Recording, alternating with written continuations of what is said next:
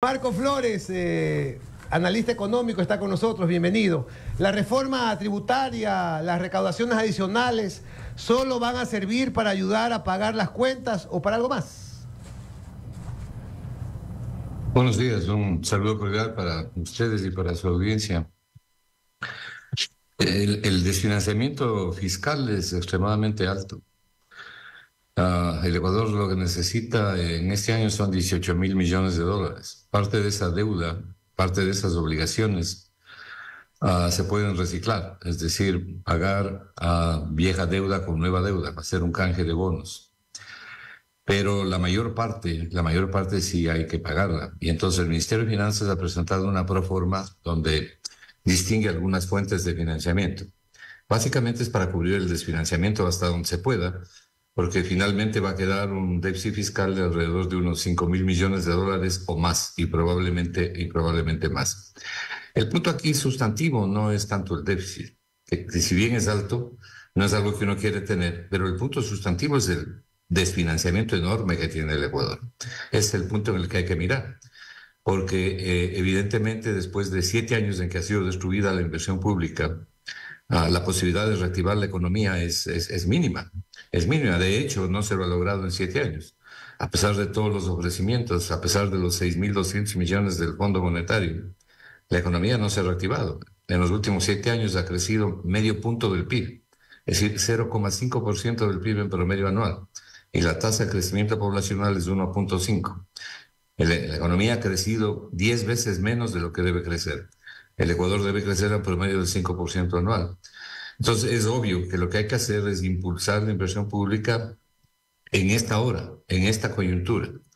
Impulsar la inversión pública porque la externa ha desaparecido y la inversión privada nacional está estancada. Ahora, señor Flores, se dice que las medidas que están que está implementando el gobierno de Daniel Noboa servirán para cubrir en algo, solamente en algo, el déficit, pero nada más. Igual no alcanza para pagar los valores pendientes de deuda que suman algo así como 14.000 millones de dólares. Eso más los déficits sumarían más de 20.000 millones de dólares. ¿Cómo cubrirlos?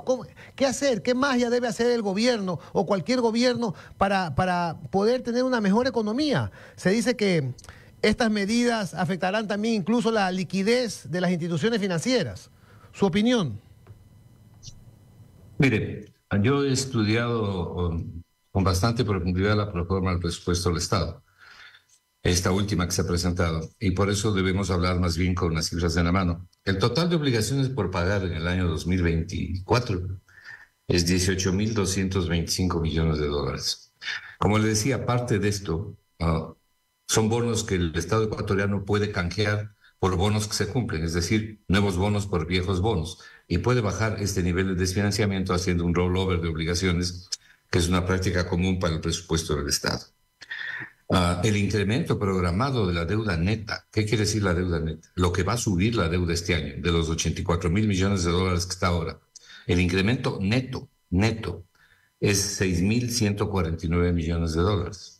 Ahora, el Ecuador va a tener además un déficit de 5.000 millones de dólares y ¿cómo va a financiar el gobierno? Con déficit de 5.000 millones de dólares, con atrasos. Los atrasos programados para este año, o pagos diferidos para el siguiente, como se lo quiera llamar, son 2.321 millones.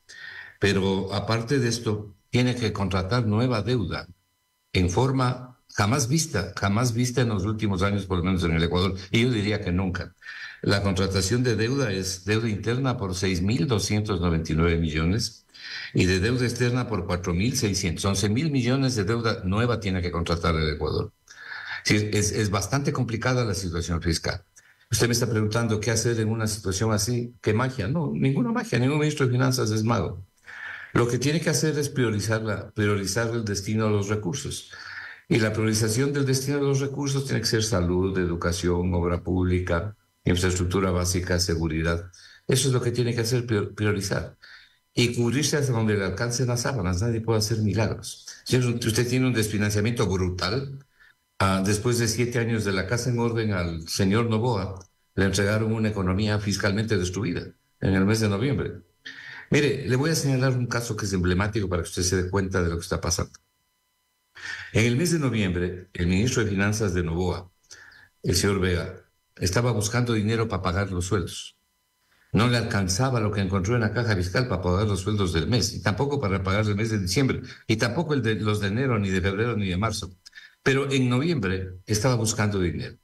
Entonces le informaron al país que se debitó la cuenta de la Corporación Financiera Nacional, se hizo un convenio de liquidez.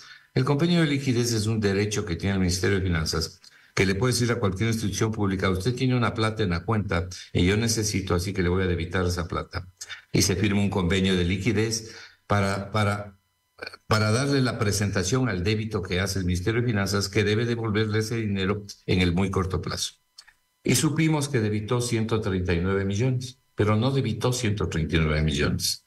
Debitó 4.481 millones de dólares a las instituciones públicas y fundamentalmente a las del gobierno central. Entonces, redujo, solo a Petroecuador le debitó 1.900 millones de dólares. Redujo sustancialmente la capacidad operativa de esas instituciones. Y el problema es que, a pesar de que tiene que devolver en el muy corto plazo, el Ministerio de Finanzas no tiene la plata. Eso es parte del desfinanciamiento que le acabo de señalar. El ministro de Finanzas, en la proforma, dice que él está buscando unos arreglos por más de 3.000 millones de dólares de estos débitos que se hicieron. Entonces, esta es la situación y usted tiene una economía estancada. Le voy a dar un dato adicional. En el Ecuador, cuando usted mira el PIB, la composición del PIB, el 82% del PIB es consumo. Del total del consumo, que significa el PIB, el 62% es del consumo de los hogares, el resto del consumo público. Consumo total, 82%. En una economía estancada aquí se sube el PIB. ¿No le parece que es ir en contravía? Cuando habían otras medidas alternativas que tomar, el problema, tal como yo lo veo, y fundamentalmente el problema en el Ecuador, es que no se puede gobernar desde los extremos. Porque cuando se gobierna desde los extremos, o sea, de la extrema derecha o de la extrema izquierda, las decisiones de política económica, de política pública, van en función de esos extremos y no de la inmensa mayoría de ciudadanos que nos encontramos en la mitad. Entonces no se puede gobernar desde los extremos. Las políticas económicas en el Ecuador han sido de extrema izquierda o de extrema derecha. Con excepciones, con muy pocas excepciones, se ha gobernado realmente para la inmensa mayoría de gente. Estamos lo que el Ecuador requiere es un cambio sustantivo de política económica, señor Benedetti. No requiere de aplausos al gobierno ni de críticas simplemente al gobierno. Requiere de un cambio sustantivo de política económica porque la gente no está mejor, la gente está bastante peor. Hay un grupo minoritario que está bastante mejor. Y ese grupo minoritario que está bastante mejor recibe enormes beneficios que yo le podría mencionar, pero no tenemos el tiempo. Y el resto de la gente, suficiente con decirle que aquí hay 7 millones de pobres, de los cuales 5 millones viven con menos de $3 al día. Y hay 2 millones en pobreza crítica que viven con menos de $1.70 al día. ¿Quién dice eso? El INEC. Estamos conversando con el economista Marco Flores, analista económico muy reconocido aquí en el Ecuador. Como está economista, buenos días. Alfonso Harp lo saluda. Estaba revisando el presupuesto general del Estado. En ingresos se estipulan para este año 2024 24.039 millones de dólares y hay un egreso, obviamente entre egresos permanentes y no permanentes, de 28.848 millones de dólares. Es decir, habría un déficit de 4.800 y buena parte de la carga de este déficit la hacen precisamente los pagos, pues tanto de deuda, de capital de deuda, del servicio de la deuda externa, como también de los intereses de la misma. Y supongo que también ahí debe estar involucrado el pago de la deuda interna con el Seguro Social y otros. ¿Por qué? Usted hablaba hace un rato de que hay que priorizar los gastos. Y estamos totalmente de acuerdo. ¿Por qué en este país no se elabora un presupuesto base cero? Es decir, comenzar de cero, comenzar de nuevo a presupuestar al país, de acuerdo a las necesidades del momento del país. Lo que se estila aquí es coger los presupuestos pasados e ir en línea de inflación o deflación y ahí hacer incrementos o ciertas reducciones en ciertos niveles, pero no se lo hace base cero, es decir, comenzar de cero. Hoy se necesita más para esto, hoy estamos con déficit social o con déficit de inversión en estos temas, vamos corrigiendo esto, disminuimos lo de acá, desaparecemos lo de acá. No se elabora un presupuesto de esa manera, sino que se toma siempre como marco referencial el presupuesto del año anterior. Y es así como, por ejemplo, dentro de la revisión que estaba haciendo este presupuesto, hay hasta una reducción en lo destinado a obra pública que no tenga que ver con inversión social. Habían 398 millones presupuestados para el 2023, ahora hay 379 millones para el 2024, es decir, vamos a seguir con una obra semi paralizada, sin contar obviamente pues las obras de inversión que están en otro rubro. Economista. Bueno, las obras de inversión no están realmente en otros rubros, pero le felicito porque veo que usted está al día con las cifras y es bueno encontrarse con alguien que maneje las cifras correctas. Veamos algunas cosas, porque usted ha hecho algunas preguntas grandes. La primera, el Ecuador en este año, solo por intereses, tiene que pagar 3.628 millones de dólares, interés de la deuda pública. De paso, la deuda pública del Ecuador está en 84.000 millones de dólares. Hace un momento le decía que el incremento de la deuda programada en la proforma para este año, el incremento neto, es 6.000 millones, lo cual quiere decir que la deuda llegaría a 90.000 millones. Es el incremento neto. Ok. 3.628 millones de intereses y de amortizaciones 4.842. Esto quiere decir que solamente por servicio de la deuda, que es el pago de capital e intereses, el Ecuador tiene que destinar 8.471 millones. En un presupuesto inicial de 35.000 millones, es más del 22-23% del presupuesto del Estado. Pero cuando usted mira el desfinanciamiento del que hablamos hace un rato, de 18.000 millones, eso es el 42% del presupuesto está desfinanciado. Entonces, no puede cumplir con el presupuesto. Parte de ese presupuesto, más bien dicho, de las obligaciones del presupuesto van para el próximo año. Otra parte va al déficit. Y desgraciadamente, la mayor parte tiene que ser solventado con deuda. Pero no es fácil conseguir la deuda. De hecho, en ese presupuesto hay bastantes inconsistencias en esa proforma. Pero usted me está preguntando entonces qué es lo que debemos hacer.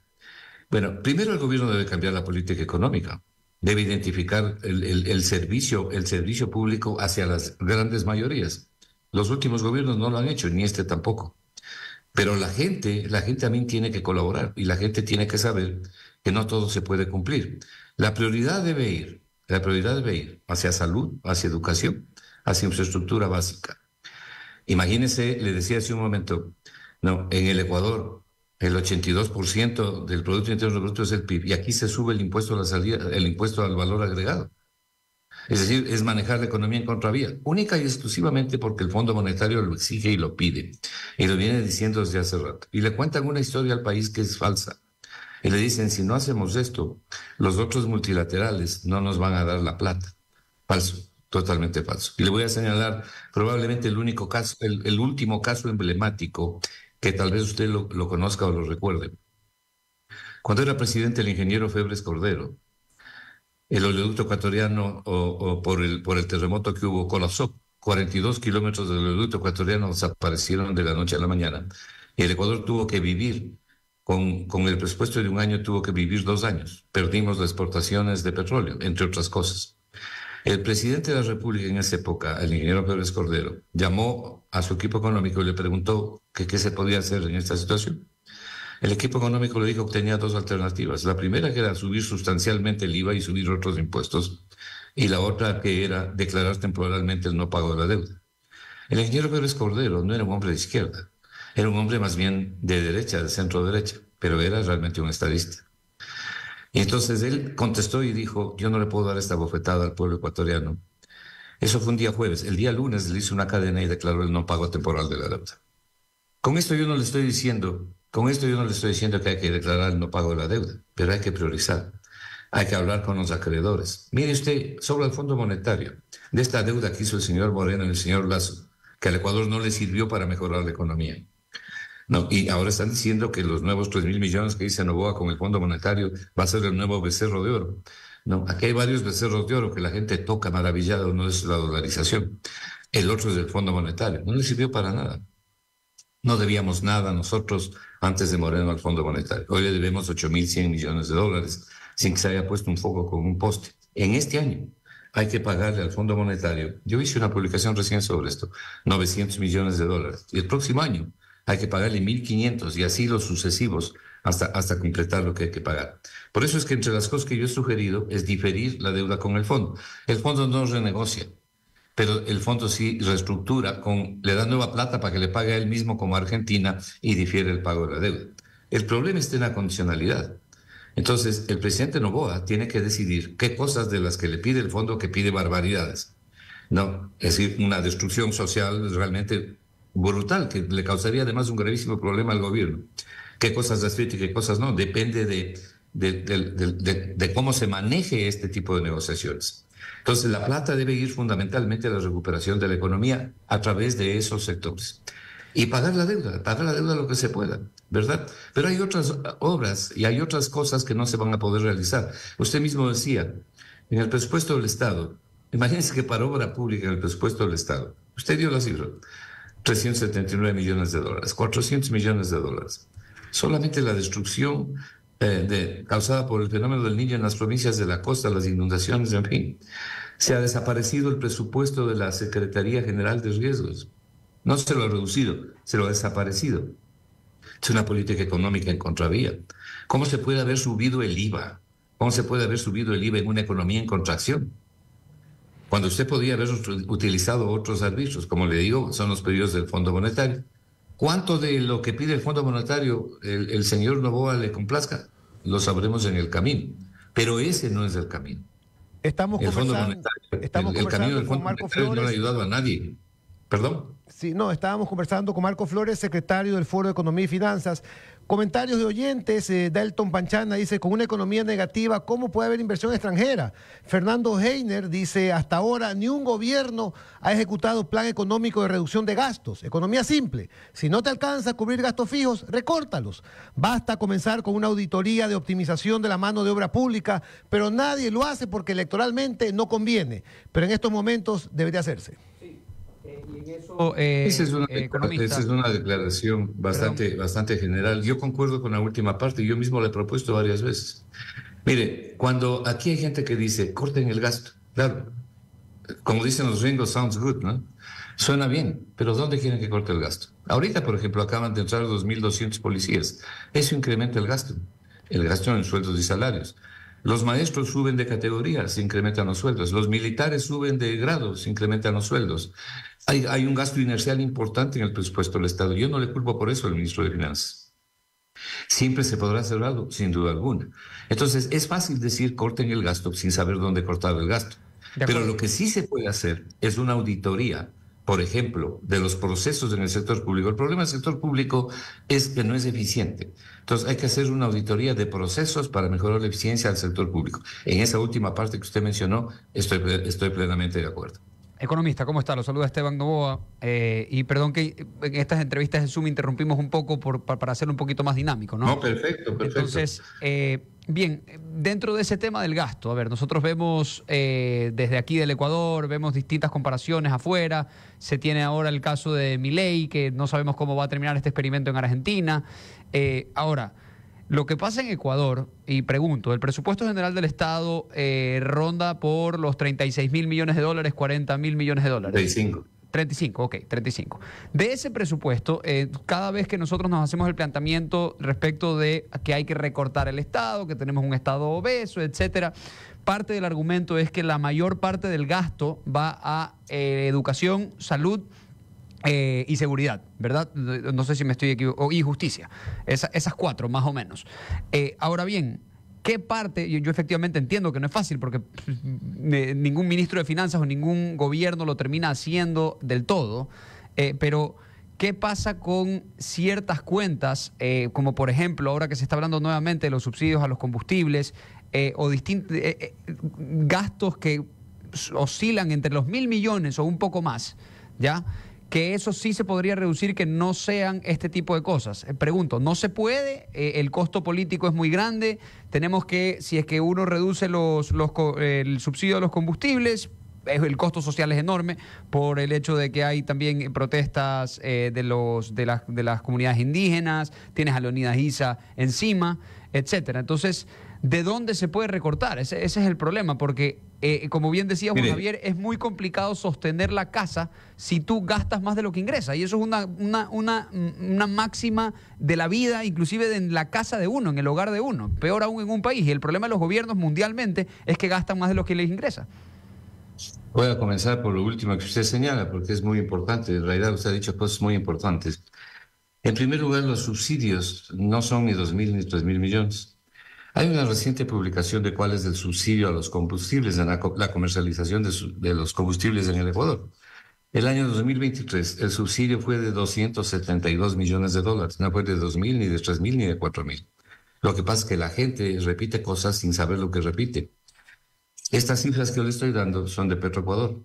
Y quien ha elaborado el estudio son los técnicos ecuatorianos petroleros de ANTEP, la Asociación Nacional de Trabajadores de Empresas de Energía y el Petróleo. Hay una publicación que ellos hicieron, y yo le estoy citando la fuente: 271 millones de dólares fue el subsidio.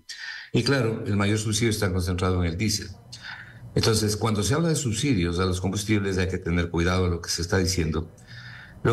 Si el gobierno lo que quiere, esto se llama costo de oportunidad, no se llama subsidio. Si el gobierno quiere cobrar precio internacional por los combustibles importados y por los combustibles de producción nacional, porque aquí los neoliberales criollos, una de las cosas que han hecho, inventaron una fórmula para calcular el subsidio, valorando la producción nacional a costos internacionales, cuando la producción nacional es mucho más barata que los costos que se pagan en importación de combustible. Ellos lo valoran a precio internacional, dicen, este es subsidio. Economista, pero mire, perdón que lo interrumpa. Por ejemplo, estoy viendo una noticia del Universo que dice que el Ecuador va a gastar 7.799 millones de dólares en subsidios de combustibles, tanto en subsidios de combustibles para el sector social. Y de acuerdo a esas cifras, 3.042 millones van destinados al subsidio de combustible. El mayor rubro se lo lleva el diésel, 1.500 millones. O sea, si estamos hablando de miles de millones. Sí, pero va a gastar, pero también tiene ingresos, porque los combustibles en el Ecuador no se regalan, sino que tienen un precio de venta. Además, el Ecuador produce combustibles tiene combustibles de producción nacional que son más baratos. Usted no puede valorar a precio internacional, pero no solo eso. El Ecuador también produce refinados de petróleo y exporta, y eso está en el orden de los 800 a 1.000 millones de dólares, que no se toman en cuenta aquí. Pero mire, esta que puede ser una discusión interesante por el poco tiempo que tenemos. Yo lo dejo a un lado para señalarle lo siguiente. Si el gobierno lo que quiere es tener precios internacionales por los combustibles que vende en el Ecuador, para empezar debe decir la verdad a la gente y hablar de que es un costo de oportunidad y decir, vean señores, aquí estamos perdiendo mucho dinero fundamentalmente en el contrabando. En el contrabando que se va por mar sobre todo. Se pierde mucho diésel y se pierde gasolina a precios realmente que hacen un gran negocio los contrabandistas. Pero aparte de eso, el Estado necesita recaudar más dinero aquí y esta es una fuente de recaudación que yo puedo usar. Entonces, ¿qué hace el gobierno? Dice, eso es lo que voy a hacer, dice, como dicen en la costa ustedes, medio tapiñadamente. Debe decirlo francamente. Pero en lugar de pasarse hablando de la focalización de los combustibles, que en este Ecuador se habla de focalización desde hace 40 años, hasta en el gobierno del señor Moreno y también en el gobierno del señor Lasso se hablaba de que mirando el iris del ojo se iba a focalizar el subsidio, que después con la placa del vehículo, una sarta de tonterías que en ninguna parte del mundo existen. Pero los ecuatorianos estaban inventando eso y por supuesto no se pudieron poner en práctica. En vez de focalizar, lo que usted tiene que hacer es compensar. ¿Y cómo compensa? Bajando los impuestos, no inventando la pólvora ni el agua tibia. Y el impuesto que tiene que bajar es el IVA. Porque la economía no es lineal ni es estática. Y cuando usted baja el IVA, usted incrementa el consumo. Así funciona la gente normal. Los empresarios hacen gangas y ofertas. Pague por uno y lleve por dos, o pague por dos y lleve por tres. En definitiva, no para perder, sino para vender más. Entonces, lo que reducen en precio ganan por volumen de venta. Hace un momento, me parece que Alfonso Jar preguntaba por qué no se aplica aquí en el Ecuador el presupuesto base cero. ¿Por qué no es posible aplicarlo? Mire, la teoría económica nos da con claridad una buena alternativa al presupuesto base cero. Pero muy difícil, se requiere una eficiencia enorme para hacer eso en el Ecuador. El único país que intentó hacer eso fue Chile. Y tampoco le fue bien. Es un sistema bastante complicado. No, pero además, usted no tiene un presupuesto realmente equilibrado que le permita hacer una programación como la que significa el presupuesto base cero. Lo que hay que hacer es la auditoría de procesos.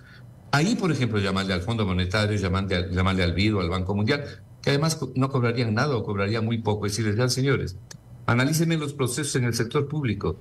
Díganme en dónde tengo 30 pasos para lograr algo cuando debería lograrlo en 4 o en 5 pasos. ¿Dónde puedo yo cortar personal? Pero, ¿cómo puedo volver este sector público más eficiente? Eso es lo que hay que hacer. Le voy a dar un dato, una cifra adicional para que usted vea cómo hay este maniqueísmo de distorsionar las cifras.